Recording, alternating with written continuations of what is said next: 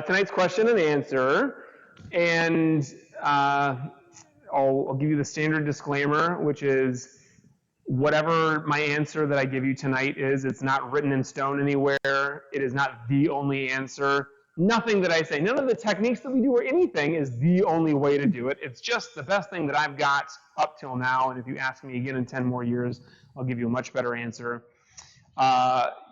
Don't worry about having the most perfectly formed question. Just try to keep it succinct and loud enough for me to hear. And you can ask me anything that I could tangentially relate to our internal practice or meditation. It doesn't have to be like the mechanics of meditation only. It can be anything.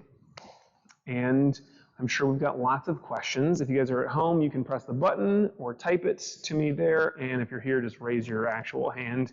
Hudson.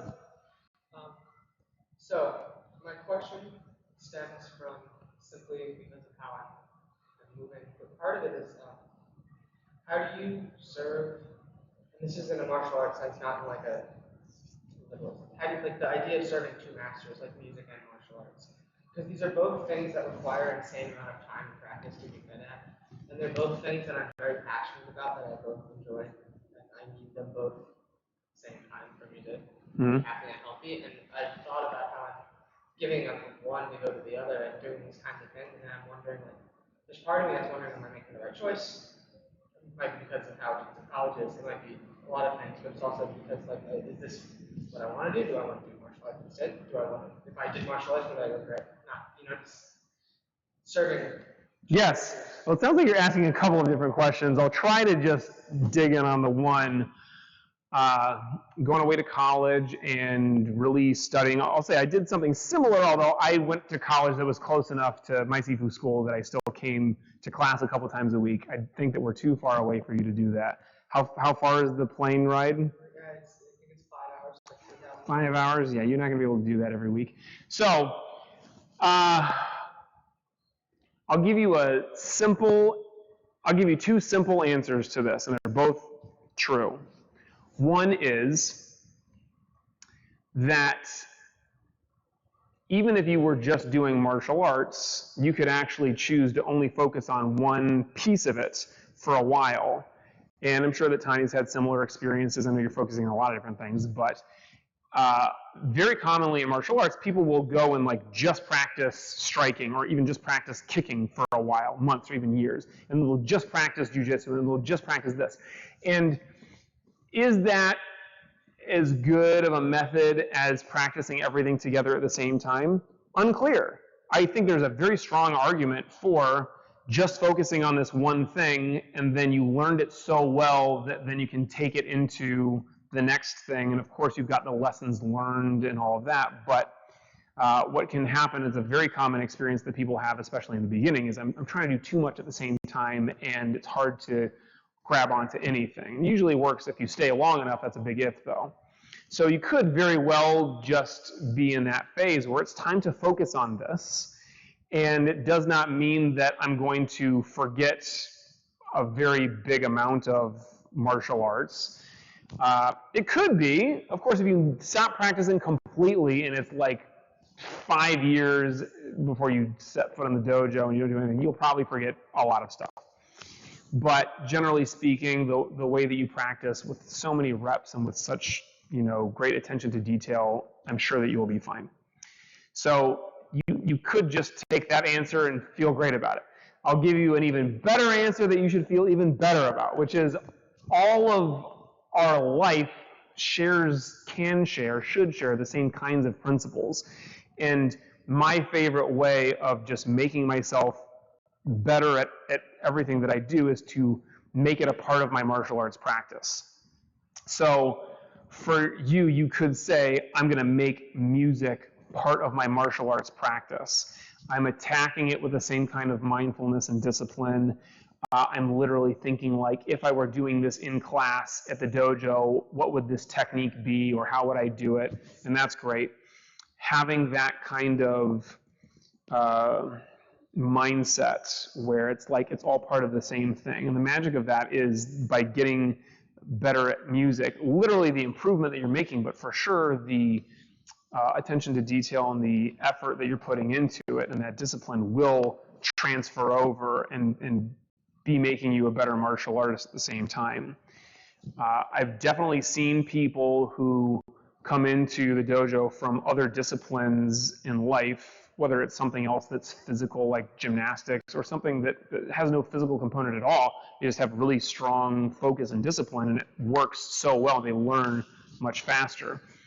But this is what I'll leave you with, is it really ideally should all just feel like it's part of the same thing, right? You're in class in college, it shouldn't feel fundamentally different from being here. Now, of course, it might be significantly more boring, or maybe for you it's even more exciting, but it will be, if you have that kind of mindset, it's like, this is part of my practice, and it's all part of life, right?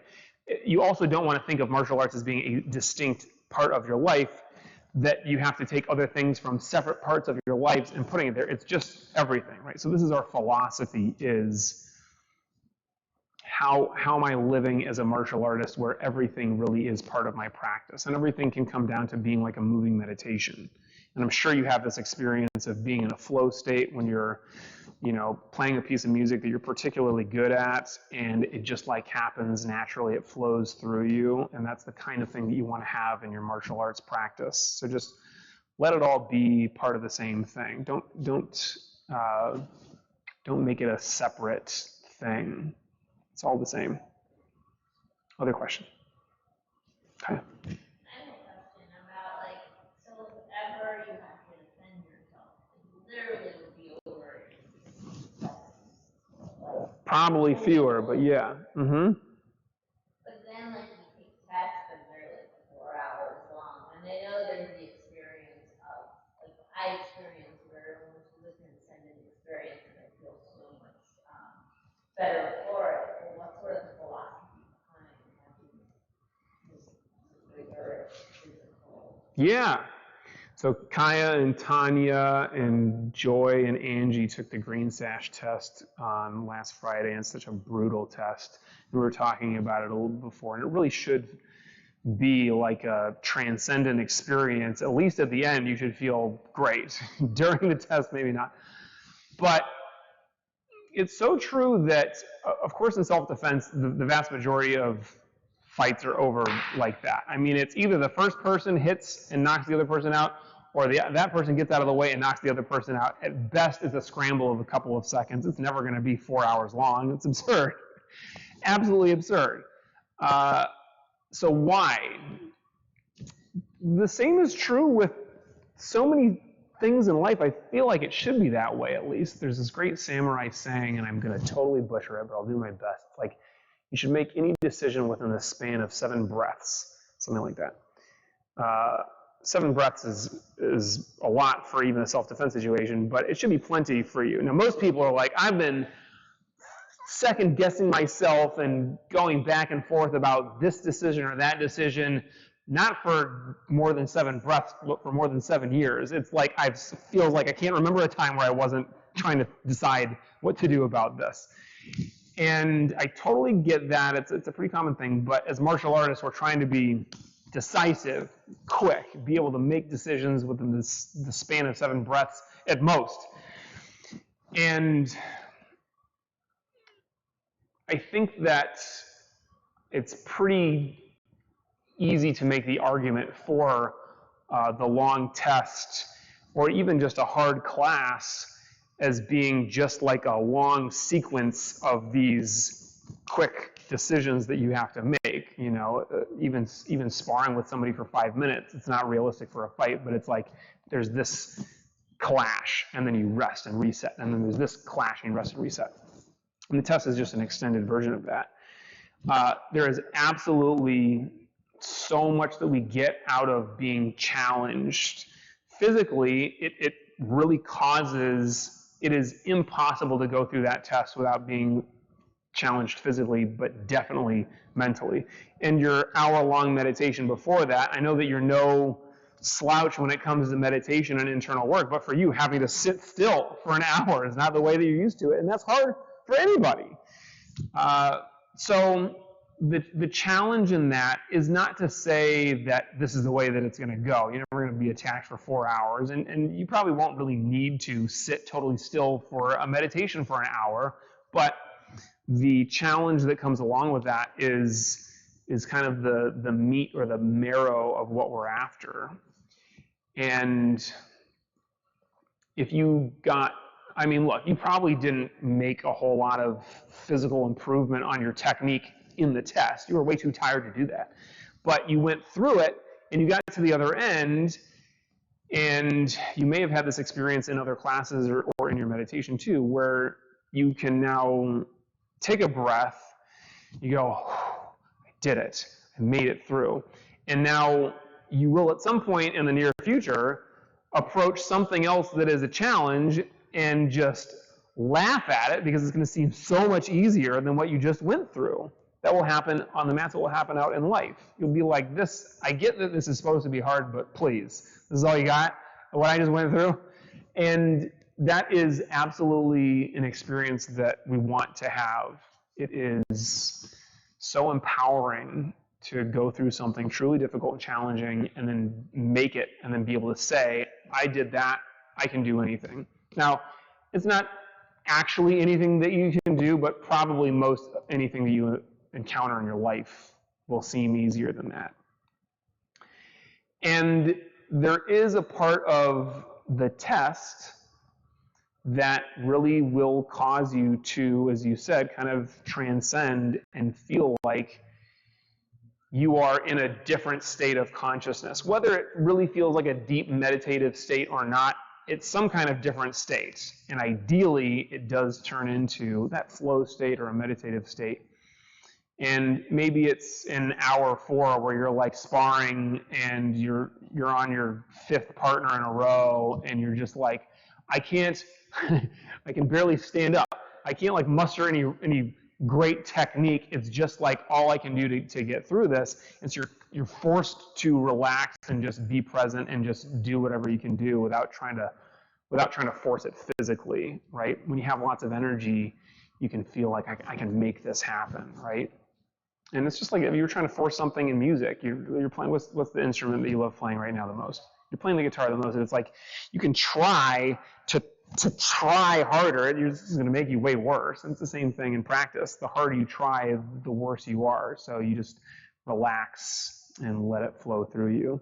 One of our Tai Chi students described it like trying to pet a cat, and the harder you chase after the cat and try to pet it, the more it just slinks away from you. But if you just sit there, the cat will eventually come to you and just sit on your lap for as long as it wants to be pet, and then it'll walk away, and that's it. I don't know if that really speaks to your experience of the Green Sash test, but this is what we're after. Sometimes you have to just get so tired that it's the only option left, and then you're like, oh, I get it. I just have to relax and let it happen. In your meditation, you'll have ups and downs, ebbs and flows, like what I was talking about last week. And of course, it would be lovely if we just went into a deep, if you can think of it this way, like I'm in a deep state of consciousness, I'm super in the present. Or you can think of it like I'm at my highest state. I'm so in the present, it feels like I'm on the mountaintop and I can see everything.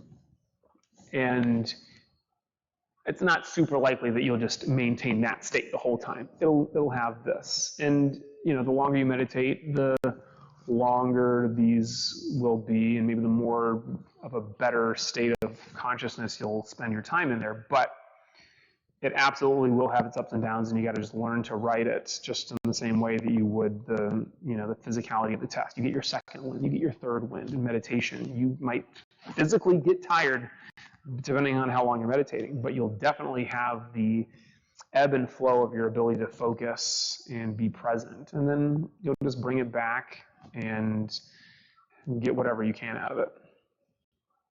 Other question? Is it a question or an itch?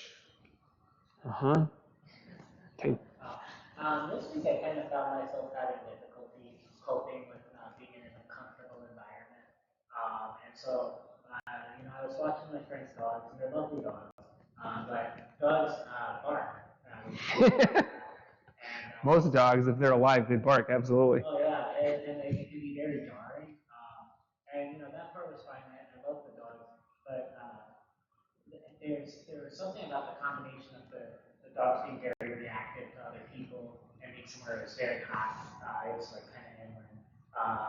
Sounds terrible. I got it. I Yeah. was just very stressed out about it. Uh-huh. I didn't have my usual coping mechanisms available. So I was like, well, you know, I'm not near like a place where I can exercise. I'm not near the dojo. And I was like, okay, I guess I'm gonna like drink beer. Mm-hmm. You know, I did drink an unhealthy amount of beer, but it didn't feel like a healthy way to deal with the situation. It did not feel like a healthy way. Yeah, you know, like it wasn't the worst thing in the world, but Right, but you probably had better ways. yeah, do you have any recommendations for better ways to handle those situations? Better than beer? I mean, yeah, you got to start drinking rum. No, look, this is a great experience, and thank you for sharing with us. I'm sure that we've all had something similar to it, whether it's I'm inland and taking care of dogs, or you know, I thought having a baby would be a walk in the park, and they're just like screaming for hours at a time, or whatever it is. And yeah, having coping mechanisms, I like that term, but just ways of dealing and something that you can take with you anywhere that you are. So I got so many thoughts on this. I'll try to give you a quick few. First, I like to fantasize about either being thrown in jail someday, which I really hope does not happen, or being like marooned on a desert island someday, which I could kind of be okay with.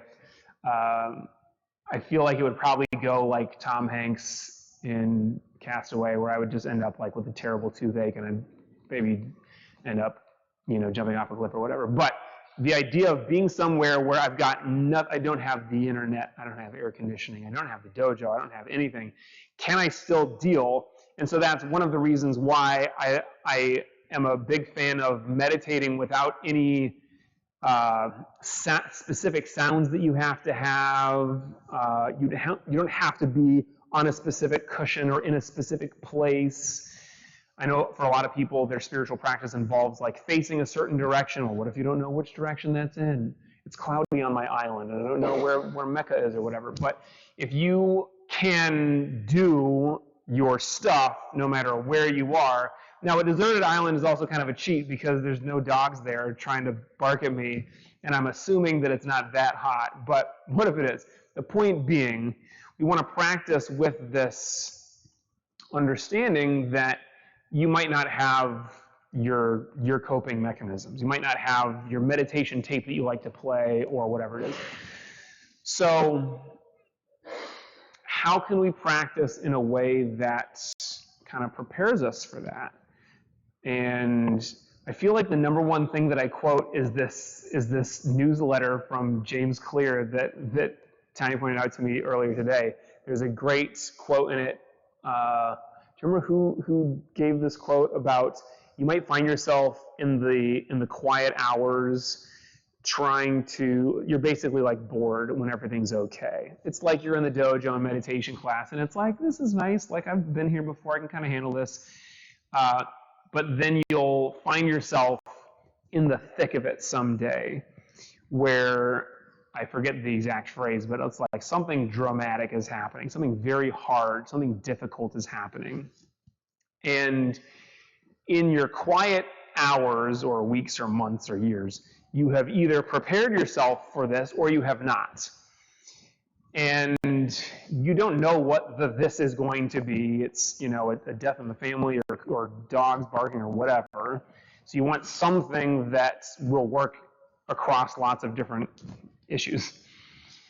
And it's like preparing for a fire, not when your house is already burning to the ground, but before that, right? So exactly what that looked like depends on what works for each individual person, but I think meditation is wonderful. You don't necessarily have the ability to sit and close your eyes, even if it's a noisy situation. I will say, if you can give the dogs to somebody else for a minute or tie them somewhere where it's safe for them to be alone for a minute, you can pretty reliably go find a bathroom somewhere and sit undisturbed in the bathroom, or at least the bathroom stall. Sometimes I've been on like long trips where it's the only place I can find solace is I just like close the bathroom and just like sit, and that's it. And it's a fine place to meditate. But more ideally, you're able to kind of take the lessons from meditation or the lessons from your practice into the moment where you don't have the opportunity to create the perfect opportunity to be quiet and mindful. So it might just be a breath. And really, what is meditation? It's the same thing as like your test is a sequence of these clashes, and meditation is a sequence of breaths. I've got this breath, and now I have this breath, and now I have this breath. And truly, if we can connect to the breath even in just a moment, there's really something for us to get out of that. Will you have a calmer, deeper state of consciousness after sitting still for an hour or a half an hour compared to one breath? Most likely, yes. But you can get some semblance of that calm. When we're practicing our martial arts as a moving meditation, we want to be able to take that into other things. So it could be something like music that has, for some people at least, a nice calming effect to it. Or it could be something like walking. You could be walking the dogs, and the dogs are going nuts, but I'm just like, I'm inhaling on this step, and I'm exhaling on the next step. And really, anytime we can connect the breath to something that we're doing in the moment, or just connect the mind to the breath, is great. And meditation is great for practicing that. And this could look like almost anything. So I think that you will probably be able to find something else that works for you. And look, I'm not going to say that drinking is evil. I mean, I drink from time to time. It is generally like poison for our bodies and minds, so I would try not to overdo it. But I'm not going to pretend to be a monk. Like it can feel great sometimes to have a drink. But you're right. If that becomes the way that you cope with everything, now you have a real problem on your hands. And I think it's important to keep in mind this idea of moderation, right? It's also not, you're going to have a hard time going overboard with meditation where it's like, I've meditated too much. It's possible.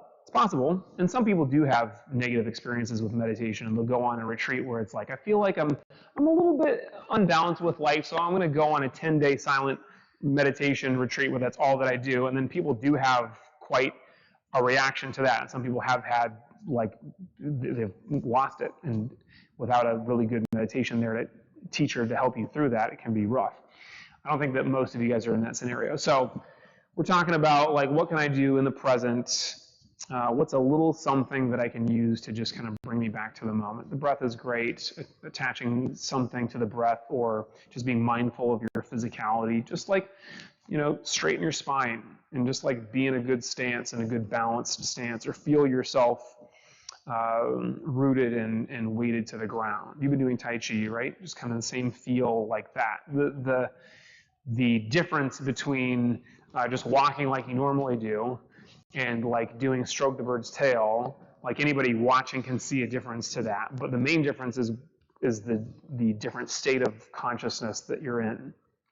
So if you can bring that state of consciousness into anything you're doing, that is really our goal in the martial arts and with meditation.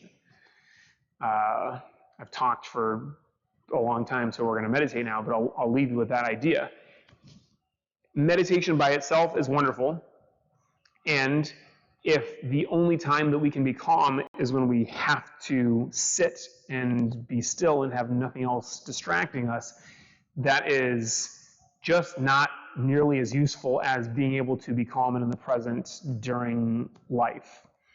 So this meditation class, this is the quiet hour for you. This is the quiet moment where you do get to really be present, but recognize that this is the work that you're doing. This is lifting weights mentally, emotionally, spiritually for the time when you really need that strength later on.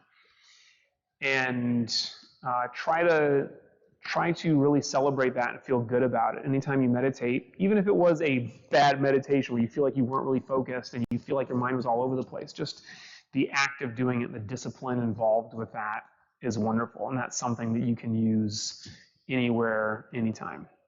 Sit comfortably. So let's go over some details. For posture, you can sit, of course, like I do, seiza on your knees. You can sit cross-legged, however you like to sit comfortably, so that your spine is straight and your knees are even with or below your hips. If your knees are really sticking up, you're going to end up with a sleepy legs. Your legs are going to fall asleep, and then that's going to be painful. So something that looks like this. Hands upturned at the hips, they can be together or they can be separate. You just don't want them sliding down to create a bad posture with your back. Roll your shoulders back and your chin is parallel to the ground. Close your eyes. Have them slightly upturned. You can think of this as like you're looking at the point between your eyebrows, or you can think of it like you are looking at a spot out in the distance that's above your head slightly. And that natural raising of the gaze is going to help you to be more present. And that posture of the eyes is associated with a raised consciousness.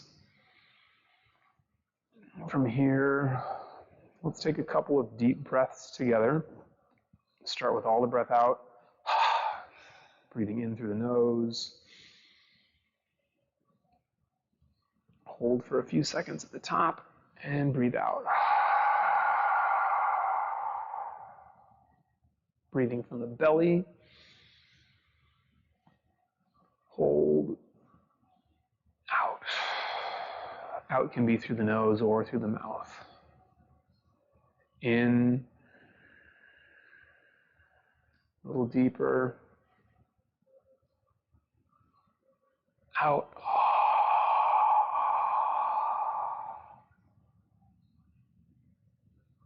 In.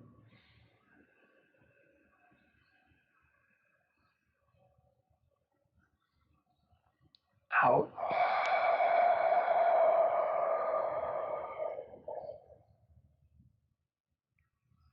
In.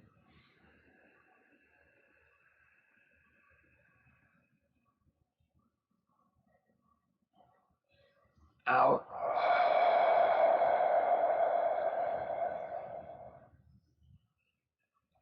Last breath in.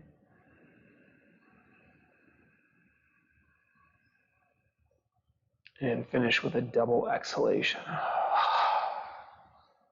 And just let the breath come in. And let the breath go out. So it's not like you are trying to manipulate or force anything to happen. It's like the breath is breathing you. It flows through you naturally, and when your mind wanders, just continue bringing it back to the breath, gently, without judgment, without attachment. Just continue focusing back on the breath as many times as you can.